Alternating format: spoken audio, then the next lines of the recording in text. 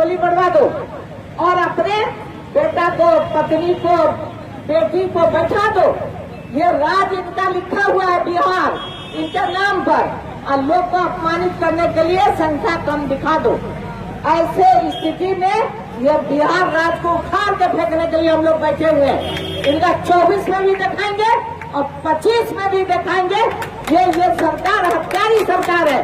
ये जो सरकार जंगली जानवर की जैसा जीवन व्यतीत करने के लिए लोग को बाध्य करता है, तो ये जनसंख्या कम करने से इनको नहीं चलेगा।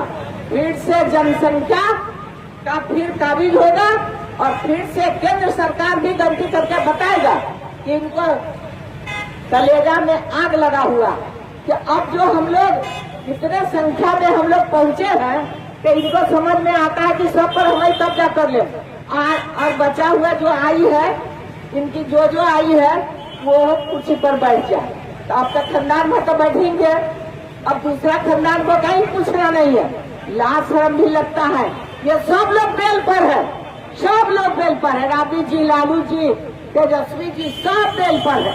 अब क्या चाहिए? जनता को नहीं बुझाता है कि जनता के पैसा का किस तरह बंदरवाट करता है, किस तरह घोटाला करता है, किस तरह गोली से मरवाता है लोग को और किस तरह से राज चलाता है। तो लालू जी को समझ में आ जाएगा, जब गैस जगेगा तो सबको उखाड़ के फेंक देगा।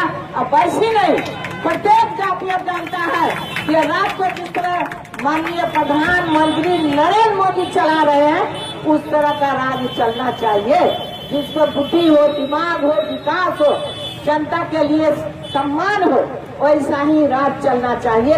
ये नहीं कि जाति को गठजोड़ करके उल्टा सीधा लूट करके ये काम करने के लिए हावी हो गए हैं। क्या हावी होने से काम नहीं चलेगा? इनको जवाब देने के लिए रमा देवी खड़ी है और जवाब अच्छा तरह से देंगे। ये हमारे पति को मरवा दिया कि मुख्यमंत्री बन जाएंगे।